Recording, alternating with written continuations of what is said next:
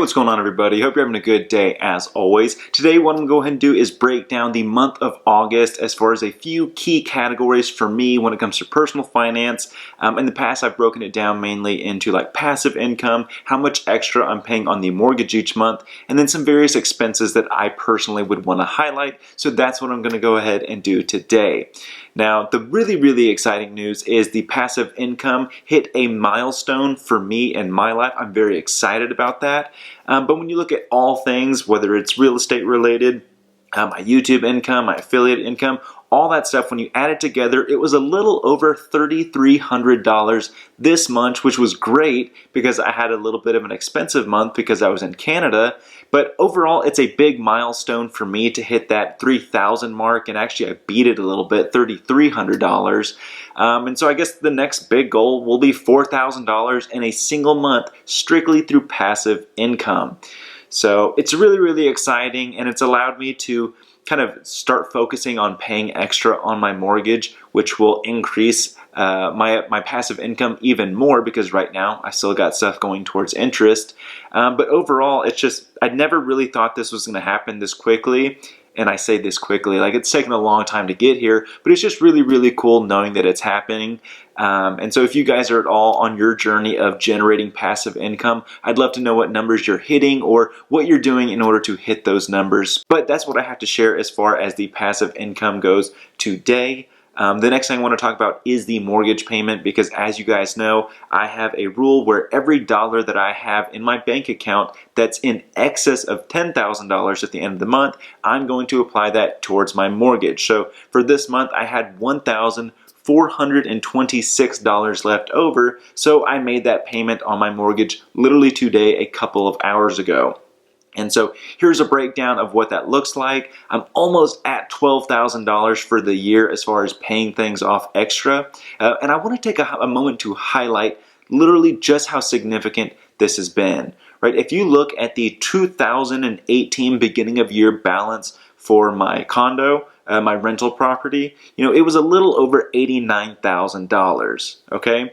And if you look at the beginning of 2019, the beginning balance is a little over $87,000, which is about a $2,000 difference. So literally making my pretty much $800 a month payment every single month for an entire year only led to a $2,000 difference, right? And that's what happens when you have a 30-year mortgage, which is what I got originally.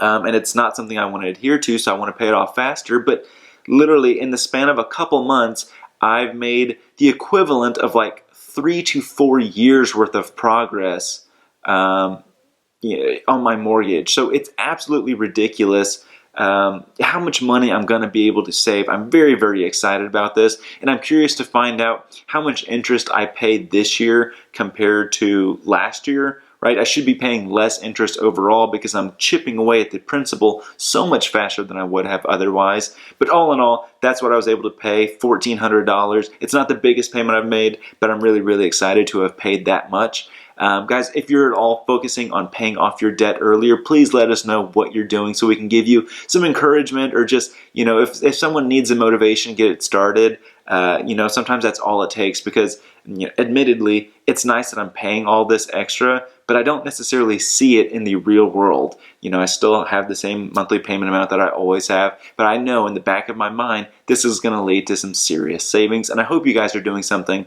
along the same line. All right, now the last thing I want to talk about as far as this month's financial breakdown, I want to talk about some of my more expensive things that I had to deal with last month, the big one being Canada. So, me and my girlfriend, we were in Canada for about 8 days. We were able to spend time with her family, and it's the second time I've ever gone up there. And guys, literally, if I could move there, I just might. It is that pretty. It is that perfect. There's summers. It's not to say that it's not hot, but compared to Texas, it was literally so nice. I don't take my cameras, and I'm not a vlogger, so I don't have any video footage, but here's a couple pictures I took on my phone just to show you guys literally just how pretty it is. The Pacific Northwest, I stand by as saying, one of the prettiest places I've ever been in my entire life. So very good trip, but I did have to spend some money while I was over there. Now, luckily, I was able to stay with her family So that really ate into a lot of the lodging expenses. But I did have to pay, or I should say we had to pay, for one night in a hotel. And then we went out to eat however many times that was. We also had to pay Lyft once for the airport. We had to pay for the Metro Rail pass for a day. We had to take ferries multiple times because her family actually lives on an island. And so you have to take a ferry to go from Nanaimo to the island that they stay on. So when it was all said and done, the 8-day trip cost us $347 from all of those categories. So it's not that bad, but at the end of the day, it is an expense. So that $347 amount, I had to pay for half of that. She paid for the other half. So, when you look at the fact that tickets cost, I can't remember what it was. I think it was like $305, something like that. All in all, an 8-day Canada trip cost me whatever it's going to be, $450 to $500, somewhere around there. And it was absolutely worth it. I've gone to Cuba this year, and now I've gone to Canada. I don't know if there's going to be any other trips planned. And if we go somewhere else, more than likely it'll be somewhere within the States, and I'll just be able to use my airline miles that I have saved up. So I'm excited not to have to pay any of that expense in the month of September. I'm probably going to have to dial back a few categories just to save a little bit more money and pay a little bit extra on the mortgage. But all in all, it was actually a really, really good month. A lot to celebrate with the passive income numbers, going to Canada again, spending time with family. It was just a very, very fun month for me. It's also the start of college football, so I'm super, super pumped about that. In fact, the very next video I'm going to be making has to deal with college football, believe it or not.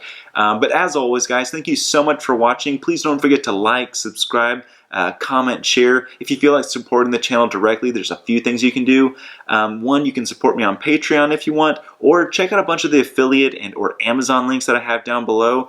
Those allow you to possibly save some money or support the channel. Either way, I definitely appreciate all the support you guys give. But again, thank you for watching. Make smart financial decisions, and I'll see you guys next time.